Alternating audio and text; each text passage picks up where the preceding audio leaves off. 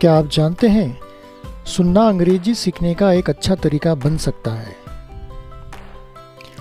किसी भी भाषा को सीखने में 4 तरह की प्रैक्टिस काम में ली जाती है, जैसे सुनना, बोलना, पढ़ना और लिखना। इनमें सुनना यह भाषा को जल्दी सीखने का एक असरदार तरीका है। अंग्रेजी सीखने में सुनना बोलने में काफ़ी सुधार करने में आपकी मदद कर सकता है, लेकिन यह न तो सबसे आसान है और न ही बाकी प्रैक्टिस से कठिन। अगर हम सही तरीके से और स्वाभाविक रूप से अंग्रेजी सीखना चाहते हैं तो हमें बार बार और लगातार अलग अलग तरह की अंग्रेजी सुनने की आदत डालनी होगी। सुनते समय हम अंग्रेजी के बहुत से उपयोग में आने वाली टॉपिक्स जैसे शब्दावली, वर्डिंग्स, व्याकरण, ग्रामर, संरचना, कंपोजिशन, स्वर शैली, फोनेटिक्स, उच्चारण, प्रोनाउंसिएशन और अन्य सामग्री को हम सीखते और समझते चले जाते हैं। नए नए शब्दों को हम बार बार सुनकर हमारे अंतर्मन में बिठाकर हम अपने रोज़मर्रा की अंग्रेजी बोलने में उनका उपयोग कर सकते हैं। तो आइए, आज हमारा टॉपिक है लिसनिंग यानी सुनना।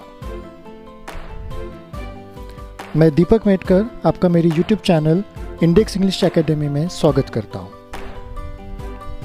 यदि आपने अभी तक मेरे चैनल को सब्सक्राइब नहीं किया है तो अभी सब्सक्राइब करें और हाँ, बेल बटन को दबाना न भूलें।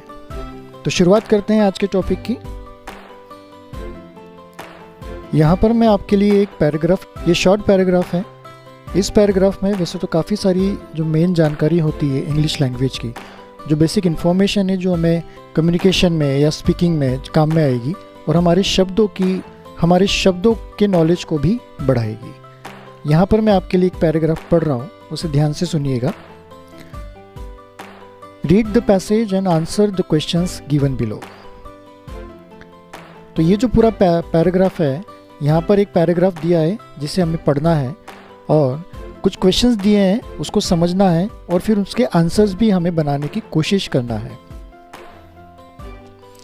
This is Ram. That is Ram's grandma's house. It is very big house. There is a pond near the house. There are many fish and frogs in the pond. Ram looked at the nest on the tree. The mother bird was feeding the young birds. A cow is sitting under the tree eating grass. Ram is happy at his grandma's house. यहाँ पर एक बच्चे के बारे में बताया गया है कि राम नाम का एक लड़का है, वह अपने ग्रैंडमा के घर पर आया हुआ है।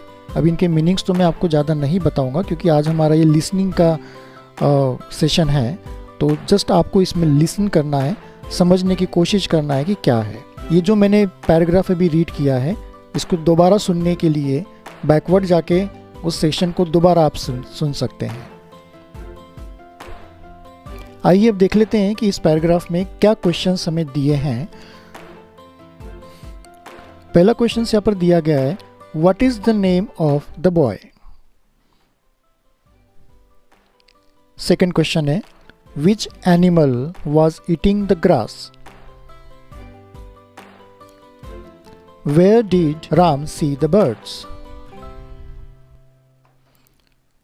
लास्ट वाला क्वेश्चन यहाँ पर दिया है, how did Ram feel at his grandma's house. तो ये 4 तरह के यहाँ पे क्वेश्चंस दिए गए हैं।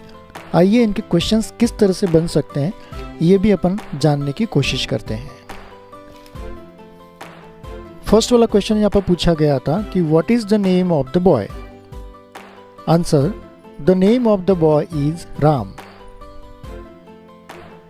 Second question, which animal was eating the grass. Animal, cow was eating the grass. Third questions, where did Ram see the birds? Ram saw the birds in nest on a tree. Question number 4, how did Ram feel at his grandma's house? Ram feel happy at his grandma's house. तो यहाँ पर ये सारे प्रश्नों के उत्तर हम लोगों ने यहाँ पे दिए, जिस तरह से एक राइटिंग में हम लोग देते हैं उसी तरह से हमने दिए हैं, बट ये जो आंसर से इन शॉर्ट यदि हम इसको देना चाहें इसके आंसर, तो वो किस तरह से हो सकते हैं, इसके बारे में अपन थोड़ा सा सुनने की कोशिश करते हैं। पहला जो सवाल था उसने पूछा था what is the name of the boy, Ram.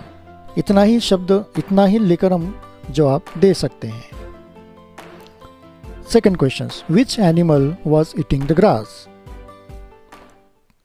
Cow. Third question, where did Ram see the birds, in the nest. How did Ram feel at his grandma's house? Feel happy. देखिए यहाँ पे लिखने के आंसर्स अलग होते हैं। जब हम इंग्लिश भाषा में या किसी भी भाषा में जब हम बात करते हैं तो बोलते समय हम पूरे के पूरे वाक्यों को जवाब देते समय नहीं बोलते। तो यहाँ पे हम इन शॉर्ट में इन वन वर्ड आंसर दे दें तो भी हमारी कम्युनिकेशन हो जाता है। तो यहाँ पर एक प्रैक्टिस करना है लिसनिंग की, कि हम यदि सुने किसी भी भाषा को तो रिप्लाई में यदि हम कुछ करें या सुनकर हम अपने शब्दों के वर्डिंग्स यदि बढ़ाना चाहे तो किस तरह से बढ़ा सकते हैं, हमारी अंग्रेजी भाषा को किस तरह से हम इम्प्रूव कर सकते हैं, ये यहाँ पर थोड़ा सा इन शॉर्ट आपको बताने की कोशिश की गई है।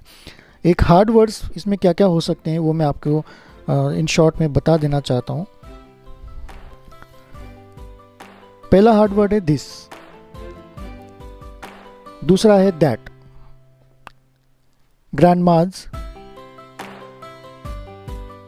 पॉन्ड,